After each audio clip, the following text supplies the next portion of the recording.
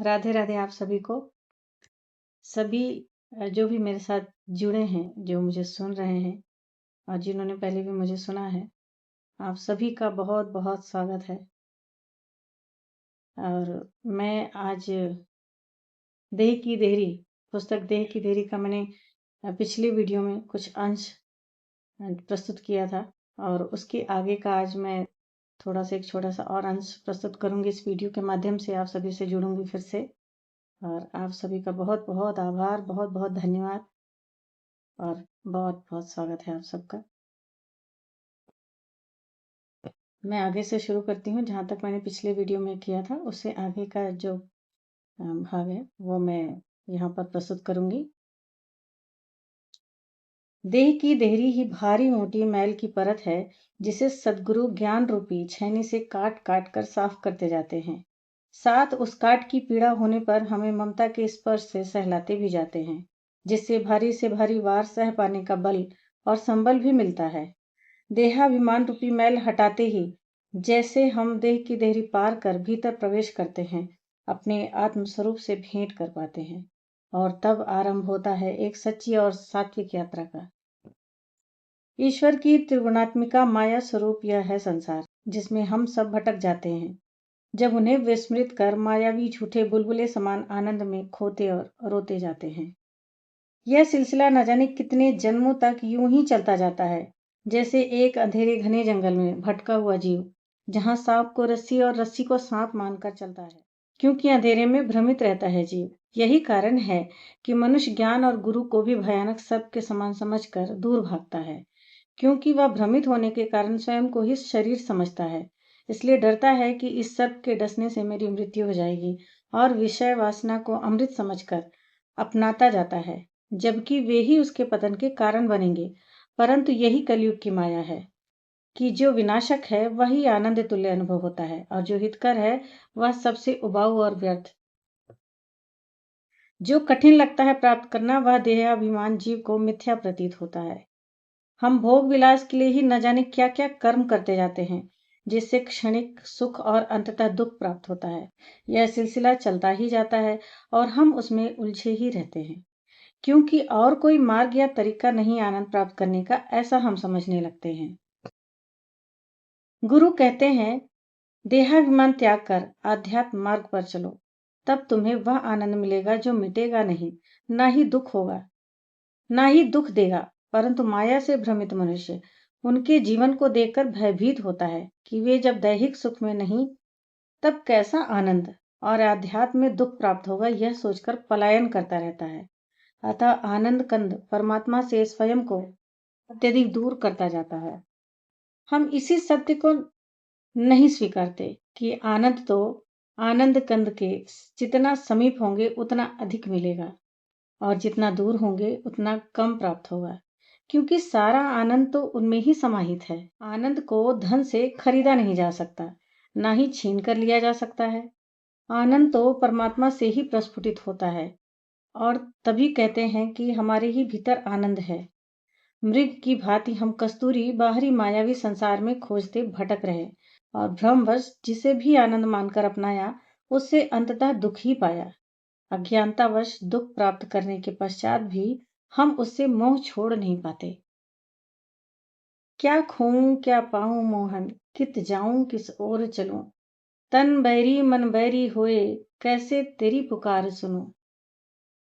तन अभिमान न छोड़ सके है, मन अभिमानी भरमाए, गुरु ज्ञानी ना मन को भाए, कैसे गहन अंधेरा जाए। पिया जतन कुछ ऐसा कर दो, मैल ढले माया मन बिसरे, देख तोहे तन मन सब छूटे, मिलन भय दुख सुख सब बिछड़े। मिलन भय दुख सुख सब बिछड़े। देहाभिमान में हमें हर क्षण स्मरण रहता है कि हम स्त्री या पुरुष हैं। इस कारण से ही हम परमात्मा से एकाकार नहीं हो पाते, अर्थात रास में प्रवेश नहीं कर पाते, क्योंकि तब सांसारिक जिम्मेदारियां और बंधन स्मरण हो उठते हैं और परमात्मा की ओर बढ़े चरण वहीं पर ठहर जाते हैं। यही तो अहंकार है जो हमें देह की देहरी पार नहीं करने देता। हम देह के इर्द गिर्द ही घूमते रह जाते हैं, जिससे माया घेरती है और दुख देती है। जब हम मानते हैं कि यह शरीर ही हम हैं, तब शरीर के संबंधी भी हमारे ही हैं, यह भी झूठ सत्य की तरह मन भीतर दृढ़ हो जाता है। अतः उनसे हम अत्यधिक अपेक्षाएं रखने लगते हैं तथा उनके द्वारा किए गए हर प्रकार के कर्मों से हम प्रभावित भी होने लगते हैं। अब क्योंकि अन्य शरीर संबंधी कभी पूरी तरह हमारे मुताबिक से चल नहीं सकता, अतः अंततः सभी को दुख ही प्राप्त होता है और यह चक्र की भांति कार्य करता है, अर्थात सभी एक दूसरे से दुखी होते हैं। तभी माया के प्रभाव में डूबे इस संसार को दुखालय कहते हैं। सुख मानकर जिसे भी हम अपनाते हैं, अंततः उसी के कारण पीड़ा भी प्राप्त करते हैं। जैसे किसी वस्तु से यदि मोह किया और एक न एक दिन उसे खराब होना ही था, अतः जब बिगड़ गई तब हृदय को दुख पहुंचता है और अंततः उसे स्वयं से दूर करना ही पड़ता है।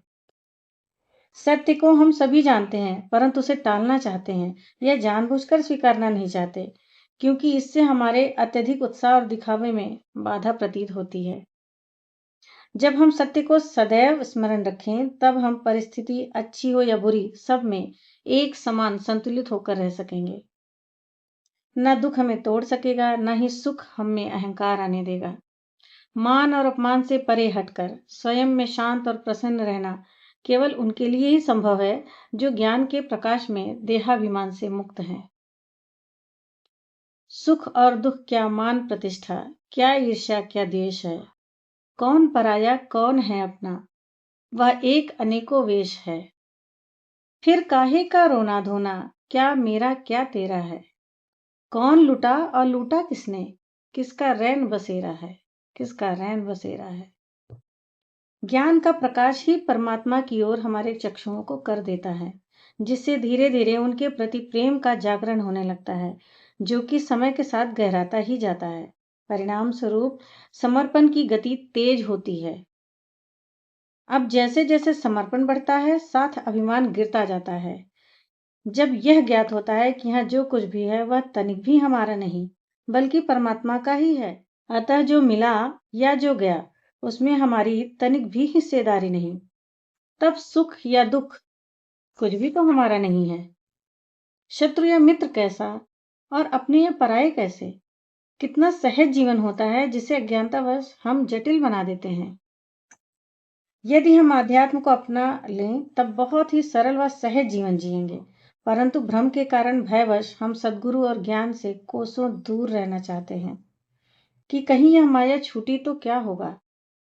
चाहे इस संसार और संबंधों से दुख ही प्राप्त हो रहा हो, परंतु उसे छोड़ पाना असंभव लगता है या कहीं छूट जाने का भय होता है। यही तो माया का स्वरूप है कि दुख भी छोड़ा नहीं जाता, उससे भी मोह हो जाता है।